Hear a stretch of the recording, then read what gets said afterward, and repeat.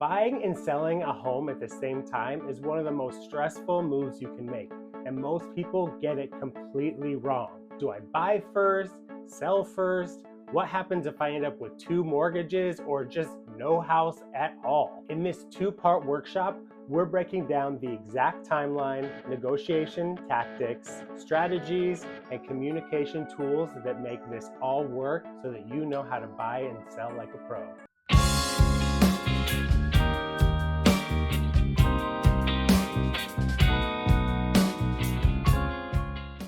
Well, thanks everybody for coming to Mastering the Move workshop, where we teach you to buy and sell with confidence. Yeah, I'm Scott Gunner Friesen with Sold by Scott. I'm Scott Edelman with Sold by Scott. And I'm Cat Jerger with Guild Mortgage. Well, tonight we're going to be covering a lot of stuff, primarily about how to strategically time the sale of transactions. Because one of the things people ask us most is, what do we do, Scott? Do we buy first? Do we sell first? And while, you can really do transactions however you want, Yep. There's a really smart way to do both at the same time. So that's what we're going to be covering. With less stress. Yeah. We're going to teach you how to structure offers and contingencies to minimize your risk. We're going to teach you proven tactics to make offers and listings more appealing. And we're also going to teach you step-by-step action plans for coordinating simultaneous transactions. Take it away, who we are. As I said, I'm Scott Edelman, and I've been in real estate for 5 years. Have lived here in Portland since 2019. As a team, we have sold way over 100 homes, from $1 million homes, from homes in a manufactured park, like condos, townhomes, all of it. So we have plenty of experience with all home types and how to get through to closing on them.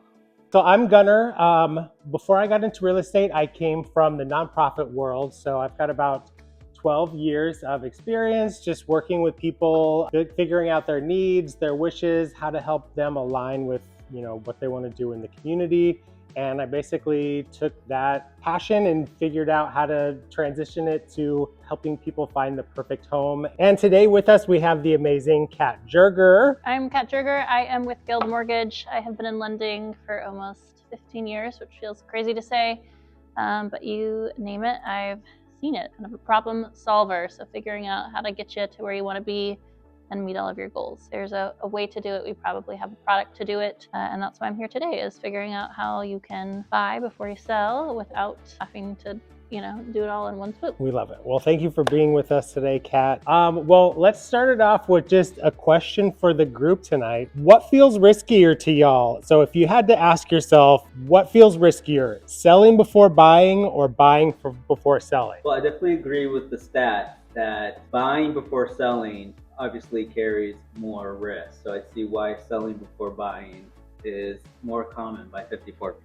I get asked that a lot as a lender, of people not wanting to uproot their families before they've sold, or not knowing, not wanting to show their home before they're buying something, or not having the funds, which is where kind of some of those programs will come into play, of not having to sell before you buy. Do you generally think people feel like buying before selling is more risky? Yeah, I do. Yeah. I think, selling before buying is obviously the most common way that people transact, with over, 54% of transactions happening that way.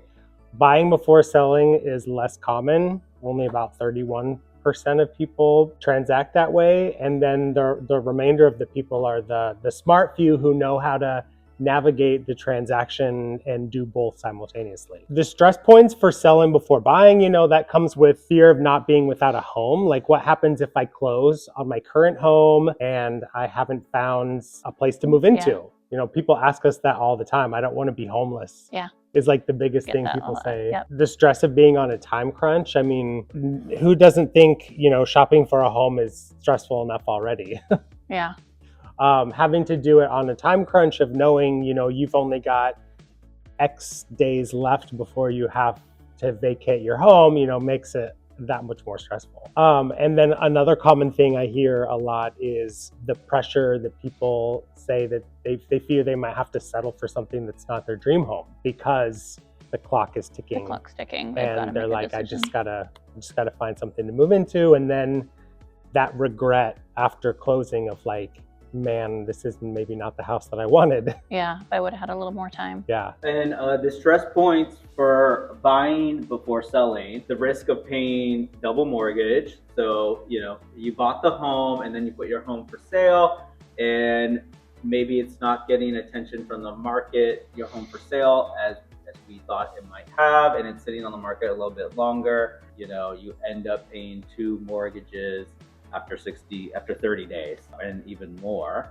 Also, that puts pressure to sell quickly if that happens, and you might have to, lower the price to try and get it sold as well. Yeah, not many buyers have the liquid assets to have two down payments Right. on Like outside of hand. their equity. Yeah. Yeah. So, timeline. This is a great time to talk about pre-approval, because while getting pre-approved early is not universal quite yet, we would obviously love that to be. I was going to say, we hope it will be. Yeah, it should be, especially in competitive markets like we've been seeing for the last 5-6 years. The advantages of being pre-approved is, you've got budget clarity. That helps us, where we know where we're looking for you guys, exactly where, what homes we're going to be targeting. We know how to make a strong offer because we've got that pre-approval letter to back it up. And it's just a smoother process overall, because especially like if it's fully, not just a pre-approval, but just a full qualification, I know that we're rock solid and that our process is going to be smooth. Well, getting pre-approved early just lets you have all your cards on the table to figure out which ones you want to utilize, right? So like if you're trying to slam in an offer on Saturday and you haven't done the work to get the pre-approval yet, we don't have much time to go over different options with you and explore different, there's so many different loan programs that can figure out how to meet your goals, that if you're not doing that ahead of time and having time to figure out like what those goals are, then you're kind of taking what you can get to make sure you can get the offer in without really being able to, like, I call it marinating in the process quite yet. So getting pre-approved before you're ready is like the best deal, because it also helps you set up like, okay, what do we need to sell our house for to make this work? What are we going to net? What will we have for down payment? Is it going to vary? What if the house sells low or high? Kind of getting these ranges from you two of if they have to sell a property, where do we think it's going to be? So that way they really know that they're looking in the right arena. Nothing's more of a bummer when a house isn't selling and you do a price reduction, or it doesn't list for what they thought it was and now their payment is higher, or they don't have as big of a down payment, something like that. So I think the pre-approval and doing it early on just eliminates all the surprises, which we love surprises, but not in lending. So yeah. Speaking about surprises in lending, what are some things that people should make sure that they don't do when they're going through that pre-approval process, so that they and their realtor don't get any bad surprises when they're going to get pre-approved? Yeah, when you're getting pre-approved, we basically want you to freeze like your financial picture. So what I'm pre-approving you on is based on what I'm seeing. Please don't go buy a boat or a car, which is going to increase your debt. You laugh, but I had someone buy a Tesla one time on funding day, or people will purchase appliances and max out their credit card, or they'll open a Home Depot credit card because they're getting 10% off to get appliances, things like that. We get notified. There's monitors on your credit that tell us like, hey, they opened up a new account and now we need to account for it, because the underwriter is banking on the information we're giving them is where you are at that point in time to be able to afford the mortgage. You're kind of on a freeze, a little pause of please don't make any big purchases, please don't change your credit, please don't not pay your bills, please keep paying them in a timely manner, don't open up new accounts, don't change jobs, don't close accounts that can hurt your credit.